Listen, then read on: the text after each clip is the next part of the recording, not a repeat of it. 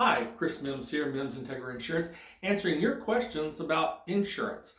Today we had a meeting about 2 weeks ago here in Houston, in the middle of January 2020, about some changes that are coming up with the flood insurance program, and I promised you guys that I would let you know what was going on. So, first of all, the meeting was very productive. It was the reason for having that meeting was because they just changed the maps in Galveston in August of 2019.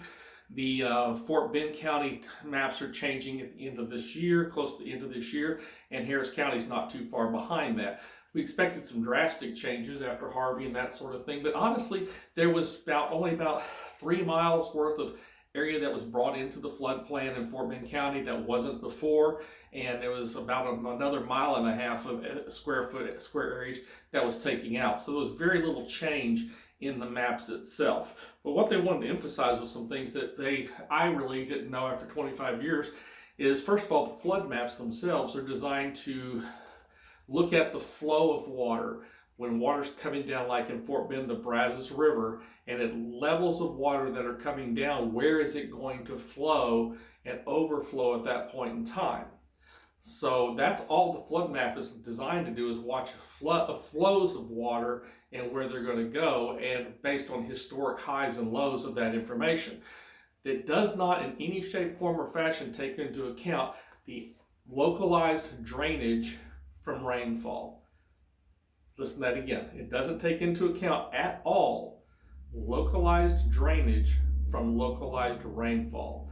So if we have 41 inches of rain in Waco, Texas, and it comes down the Brazos River, they can predict how much water that is and what it's going to do along the Brazos River, and also as it goes into Buffalo Bayou or whatever, they can predict that.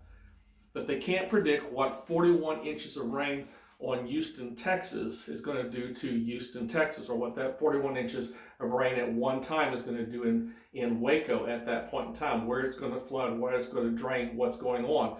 It's not designed to do that, and that's because the drainage systems changes, everything changes. So there's no way to fully predict that, and so it does not count at all.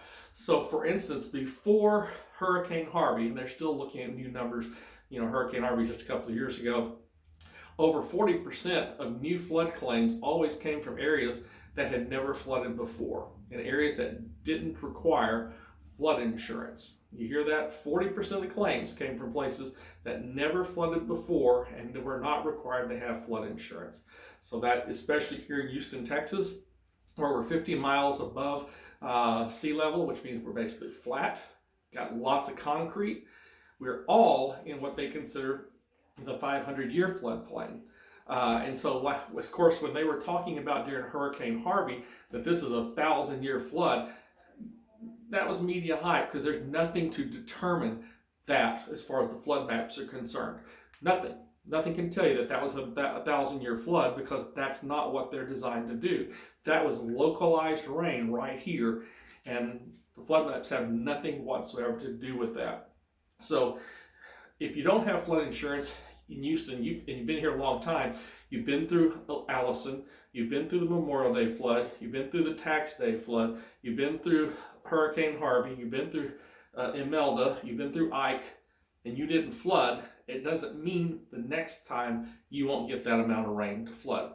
Other things that it doesn't consider is things like a levee district. If you're in a levee, you're basically in a big old soup bowl. So I'm talking about Pecan Grove. In this area, I'm talking about Pecan Grove, Kingdom Heights, things of that nature. You're in a big soup bowl, and you're dependent that there's pumps that are pumping that water out of the out of the subdivision into the drainage systems.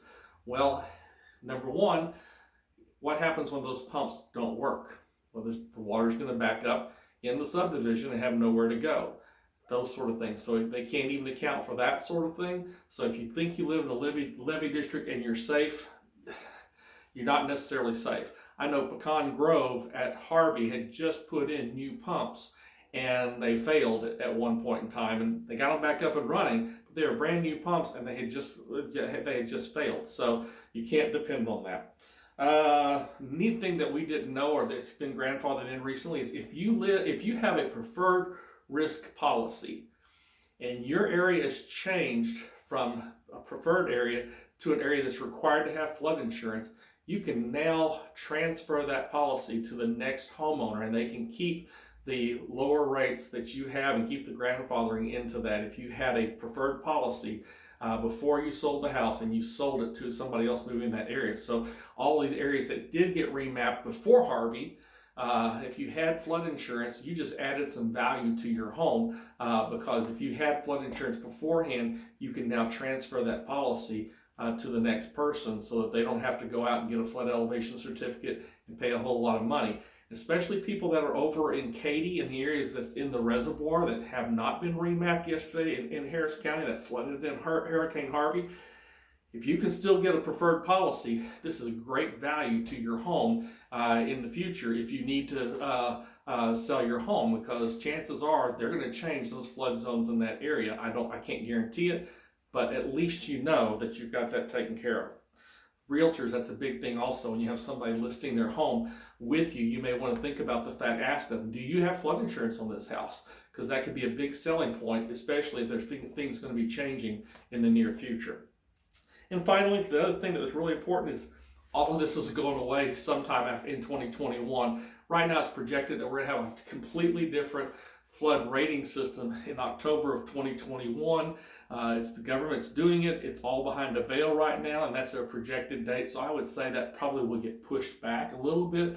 But down the road, we don't know what they're going to do, how any of this stands at that point, whether we're going to grandfather into what we have now. But they did say there's going to be, with the technology and stuff that they have, they're going to be able to get away with things called elevation certificates. They can actually look at the pixelations on a picture that they've taken and figure out how high your house is off the ground, those sort of things. So that could be some good things for us down the road, but we'll have to wait and see. So anyway, that's the nuts and bolts of what I came out of that meeting with. I hope that helps you out a little bit. If you don't have flood insurance, give me a call. My number is 832-280-5233, and we can get you set up really, really quick. It's really important to have that here in the city of Houston. This is Chris Mims, Mims Integrity Insurance, giving you an update on what's going on with flood insurance. I hope that's helpful, and we'll talk to you later.